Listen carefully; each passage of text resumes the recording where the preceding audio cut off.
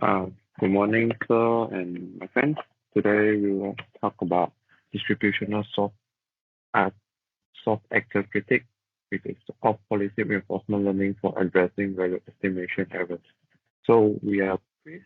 So here's my team members: Sun Hong, Jayu, me, and Omar. So for introduction of this topic, reinforcement learning has gained significant attention for solving complex continuous control tasks among various algorithms.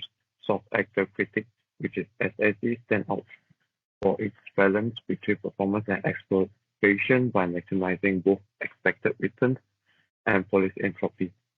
By building up upon SAC, advanced frameworks like distributional soft policy iteration, which is DSPI, and distributional soft actor critique, DSAC, aim to further improve policy evaluation and decision-making by modeling return distribution, paving the path for more robust and accurate RL solution.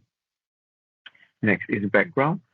For the first one, soft actor critique, which is SSC, it is a widely used reinforcement learning algorithm that balances exploration and exploitation by maximizing a policy's expected returns and entropy. SSC's reliance on scalar Q values for policy evaluation can lead to limitations in complex environments. The second, distributional soft actor critique, DSAC, builds on the SPI by employing a single return distribution network, addressing overestimation and gradient vanishing issues, and improving policy performance in continuous control tasks.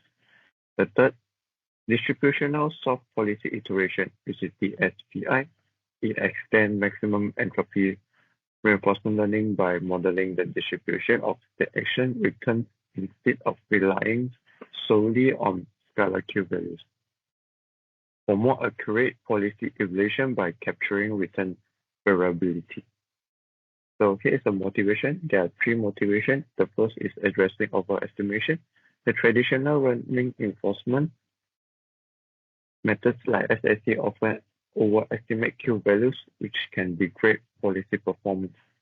The SSC leverage distributional learning to mitigate this issue, improving stability and robustness. The second is expanding applicability. The SSC adapts to both low dimension and high dimensional tasks by learning continuous distribution over returns, unlike earlier methods limited to discrete or lower dimensional spaces. The third is performance gains.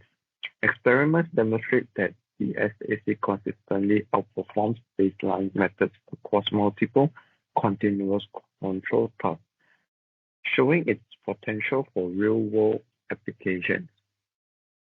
There are four challenges of this topic. The complexity of distributional learning. By learning a continuous distribution of returns is computational overhead compared to traditional Q value estimation. The second is mitigating overestimation bias. Achieving accurate Q value estimation while controlling overestimation bias requires precise algorithms, design, and parameter tuning. Third, the scalability to high dimension. Designing a robust distributional reinforcement learning frameworks for high dimensional tasks without gradient vanishing or divergence remains a challenge. Fourth is evaluation trade-off. A balancing entropy maximization with policy convergence demands careful exploration and exploitation trade-off, particularly in stochastic or noisy environments. Next, I will pass it to Sun Hong to continue his topic. Good morning, sir. Today I will be talking about the methodology of this paper, which is distributional of soft policy iteration. What it do is extend the basic reinforcement learning to include the distributional learning. The concept is we have a state over action instead of their just expectations. And the significance is to enhance analytical QL to reduce overestimation. So what is overestimation? We'll talk in the next slide. To understand the Q estimations, the problem is estimation propagated through the max overlay and Q learnings. And if we go deeply, the all situations are executed through the temporal difference learning. Now, let's talk about the role of return distribution in reducing overestimations. So we have distribution value and n, and also policy neural networks. It will go through a load from environment to buffer experience and then give a return distribution to the policy and continuity update. So there are three main functions of these structures, which is we incorporate variance in return distribution to adapt Q value updates, and we use larger variance lead to more smaller update states and reducing bias, and we mitigate overestimation by randomness and function approximation errors. And then all these things we use of combine the SAC, which I mentioned before site, and also the off policy, some off policy algorithms combined in the power architectures. And what is the benefit of it is it can have a better data handlings, the buffer store sample experience continuous and send them to random learners, and the gradient updates, the learners will use the sample data to compute the update gradients. The last set we use is symmetrical continuous control task, which is an reinforcement learning environment that many researchers use. And here are a picture of one of the datasets. Next, I'll pass to Liang Jiayu. Hello, sir. My name is Liang Jiayu. My section is experimental outcomes. So, the performance of the SAC compared to other reinforcement learning algorithms.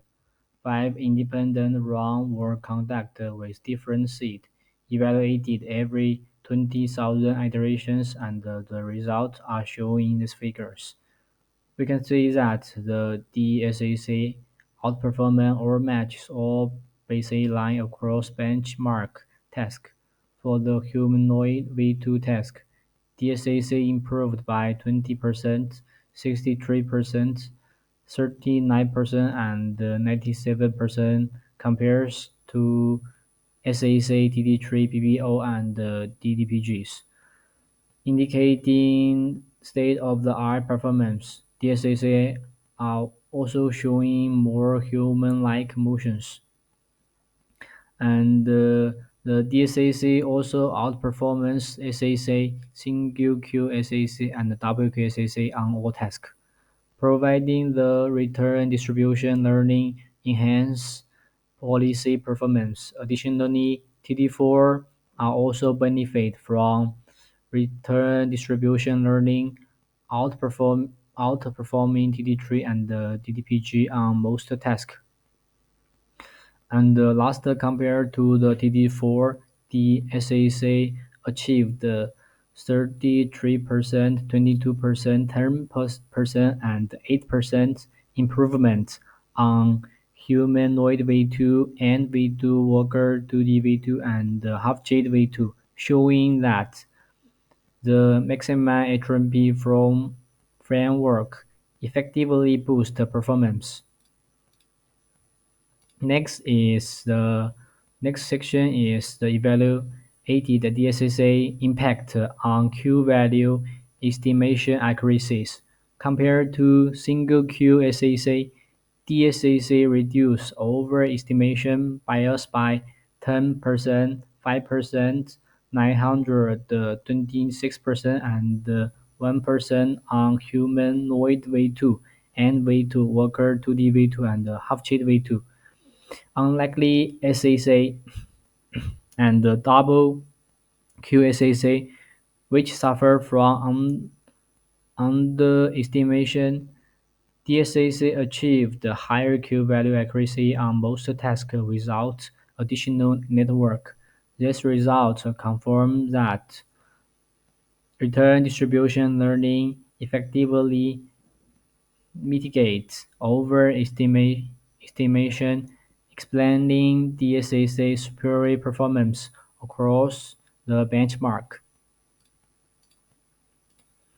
And the DSA demonstrate excellent time efficiencies. comparable to DDPG and significant better than SAC TD3 and WQ SAC. The advantage comes from its return distribution learning method, which effectively reduces overestimation without introducing additional value or policing network, minimizing computational overhead. And the last is the DSAC introducing two hyperparameters, which is the minimum standard deviations and the clipping boundary to prevent exploding and or vanishing gradient in learning the continuous value functions. In and way to setting the standard deviation equal to 1 achieve the best performance by balancing gradient stability and the return distribution accuracy. The clipping boundary be stabilize the learning process by keeping the standard deviation without a reasonable range, improving performance compared to removing the boundary. However, DSAC final performance is sensitive to B because a small a too small b reduces the distribution accuracy, while a too large b fails to limitate the standard deviations effectively. So careful tuning is also crucial in the practical applications. That's all my part. Thank you. Thank you very much, Yayu. Good morning, everybody. My name is Omar Mahmoud, and I will be handling the comparison and the conclusion part for this project. So let's get right into it. Now, we know that distributional soft actor critic is a novelty of its predecessor, standard soft actor critic. So, in order to get a better understanding of DSAC, we need to know how it improved upon SAC in the first place, right? So, for starters, the main point is that DSAC was made to improve overestimation problems. And how does it do that? It's by using a distribution instead of a scalar Q value. So instead of having outputs of singular Q values, you're having a distribution of Q values next to each other. So this looks smoother and can overall result in better accuracies. Now, the second difference here is the policy efficiency. For SAC, we use double Q learning. Now, double Q learning runs on two networks, one for selecting the best action and another one for calculating the value of this action. Whereas DSCC just runs on a single return distribution network. So on paper, this seems like it will perform better because you're using one network instead of two, and the results shown in our previous slides actually back up that claim. Now, lastly, you're going to have more unstable gradients with SAC because you're getting one output by one output different values, right? Now, they're going to have sharp transitions because there is no mechanism introduced to make sure that the values are smooth or have little variance to one another. Whereas DSAC adds variables such as minimum variance constraint, which ensures that the values you get don't have much variance from one another. Hence, you're going to get a smoother gradient. So you're not going to be dealing with problems such as exploding gradient or vanishing gradient. So to conclude, the main contribution DSAC provides is improving policy performance by mitigating Q value overestimations. So you're not going to be dealing with the overestimation bias that comes from standard SAC. It also runs on one network only, so it is more efficient computationally, and it outperforms other methods that aim to optimize SAC, such as TD4 and double Q learning. Now, what are some of the challenges this DSAC face? Well, since you're introducing additional hyperparameters, such as omin and the clipping boundary, you need to be able to tune them well. Otherwise, your model is not going to perform better than the SAC model. It might actually perform worse. Additionally, implementing DSAC is a more complex process because you need to know how to work with a Gaussian distribution. So you need to have some background in math, and this will lead to a more complex code implementation compared to standard SAC. Lastly, DSCC is a fairly new method, so it's not actually applied in many fields. It's only applied in continuous control tasks. So we still don't know how to apply it in discrete action spaces or multi-agent settings. So further research should aim to implement that. So what are some of the future work we can do? We can implement adaptive hyperparameter optimization, which means that we don't need to manually do the labor of picking the right hyperparameter and tuning it, but we can actually write code to try and pick the best hyperparameters so we can get the best performance out of our model. Additionally, we can enhance our exploration strategies. We can try using curiosity-driven exploration. We can try applying intrinsic rewards, and this could give us better performance in the future. And lastly, we need to apply it to more fields instead of just having discrete action spaces. We need to apply it in multi-agent spaces. We need to apply it in discrete spaces so it's more practical in the real world. And yeah, that's it, folks. Now, if you have any questions, feel free to ask. Don't be shy. This is your stage. Thank you very much.